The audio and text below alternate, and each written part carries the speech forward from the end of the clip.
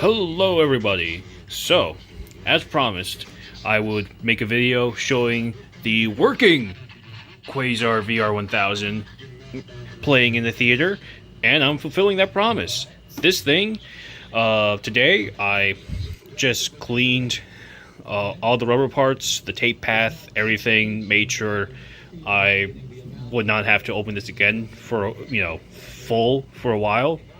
And it, as you see, it does work. This is the John Denver special shoot. I can't remember the name off the top of my head, but it's about flying and all that fun stuff from 1980, so that gives a date on the tape inside.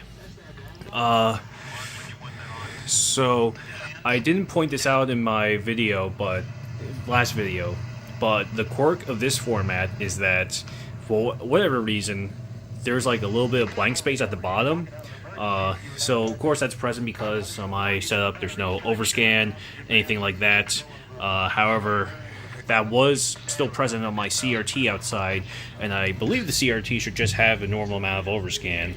So that's one question answered about this format, is that it does seem like that would have been visible to a regular consumer back in the late 70s, which is obviously very funny. So this is all the tapes that I have here. I should have 10 US tapes, and then I'll be getting my Japanese tapes sometime soon. Those were already, except for two, those were all already, looked through, and sadly, the ones that recorded off TV had the commercials cut, except for like one, which is unfortunate, but it's always a risk you take with buying that stuff. So this format, here's the tape. It's obviously an absolute behemoth of a cassette. It's double stacked, as in the top here is the take-up and the bottom is the supply. So what this means is that, it may be better to show it within this. So when there's tape here, that means there's 30 minutes. You went through 30 minutes of tape, and because this is a 120 cassette, you can store up to 2 hours of 70s goodness on your tape. There were two other variations. There was the 60-minute version, and there was a 100-minute version. The 100-minute version is blue, and the 60-minute is black. And in Japan, interestingly, the 120 was green, but it kept the color standard of the other two. And yeah, hopefully, is it gonna clock the head? Shoot.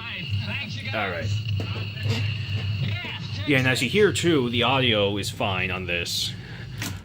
But when I was going through a couple of my other, like, two of these tapes that came with my first player, the audio on that sounded like a little weak, which could have been a fault of the player that was used to record them on. But yeah, here's the fun part.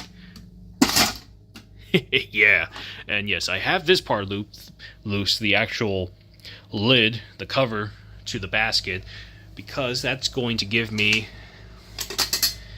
a good direct access to the head, and because I suspect I'm going to be cleaning the head quite a bit when I go through all my tapes.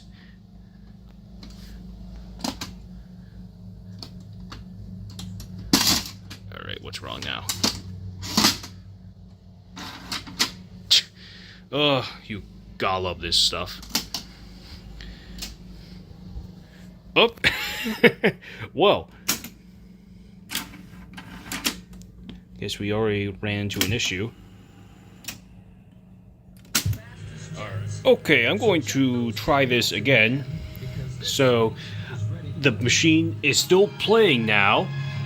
So this tape here, The Higher We Fly with John Denver. So I don't know what the heck happened. Like, no matter what I would do, like play, rewind, fast forward, regardless if there was a cassette in there or not, there would be no it would not want to start up. So I took the thing apart. The plug that the front panel connects to on the board on the side here, I just unplugged that, and it's not giving me any issues. Now, the only reason I would do that is if, everything checked out mechanically, like nothing was definitely blocking it, and that was the case. So that's why I'm going to just leave that unplugged. That's why there's no power light on, because that gets the power from the board. So, yeah, I rewound to the beginning of this tape.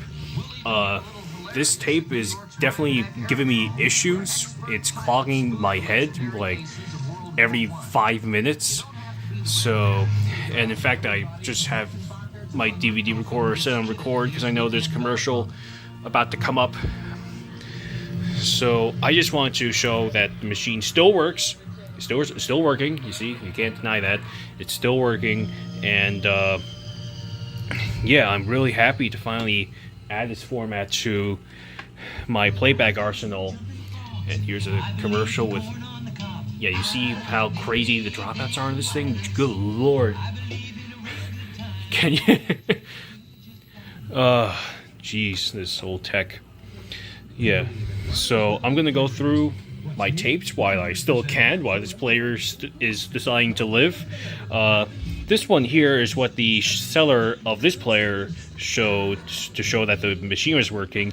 However, when I gave the beginning a try, the audio was extremely weak, so it seems like an issue with the recording itself, because as you can hear, the audio on this John Denver tape is very good. So I'm just gonna have to learn this format as I go along, get a feel for it, and I hope that most of the recordings are salvageable. I have, speaking of salvageable recordings, the V chord that the other format that fell flat on its ass when it was introduced. See, look at that. I gotta stop this.